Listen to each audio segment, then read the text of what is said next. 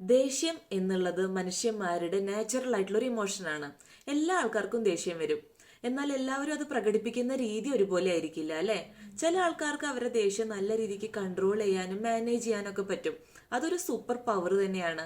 എന്നാൽ വേറെ ചില ആൾക്കാർക്ക് തൊട്ടതിനും പിടിച്ചതിനൊക്കെ ഭയങ്കര ദേഷ്യമായിരിക്കും. അവരെപ്പോഴും ഇങ്ങനെ എയർ പിടിച്ച് നടക്കുക, എല്ലാവരോടും ദേഷ്യം, യാതൊരു സ്ഥലകാല ബോധവും ഇല്ലാണ്ട് ആരോടാ എന്താന്നുള്ള പോലും നോക്കാതെ വായ വന്നതെല്ലാം വിളിച്ചു പറയുക.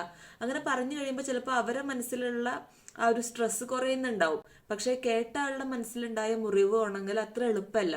ഇത്ര സ്വഭാവം കാരണം ഒരുപാട് നല്ല രീതിയിൽ പോണ കുടുംബ ബന്ധങ്ങൾ വരെ ഇല്ലാതാവുന്നുണ്ട്.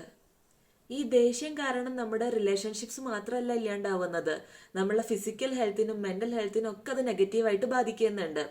നമുക്ക് ദേഷ്യം വരുന്ന സമയത്ത് നമ്മുടെ ഹാർട്ട് റേറ്റ് കൂടുന്നുണ്ട്, ബ്ലഡ് പ്രഷർ കൂടുന്നുണ്ട്, അതുപോലെ നമ്മൾ വളരെയധികം സ്ട്രെസ്ഡ് ആവും. ഇങ്ങനെ ലോങ് ടേം ആയിട്ട് ഇങ്ങനെ തന്നെ വരുമ്പോൾ ഹാർട്ട് പ്രോബ്ലംസ് വരാനും സ്ട്രോക്ക് വരാനും വരെ ഇത് കാരണമാവുന്നുണ്ട്. സോ ദേഷ്യം എന്നുള്ളത് ഒരു നാച്ചുറൽ ആയിട്ടുള്ള കാര്യമാണ്. അതിനെ നല്ല രീതിക്ക് കൺട്രോൾ ചെയ്യുന്നതാണ് റിയൽ സ്ട്രെങ്ത്.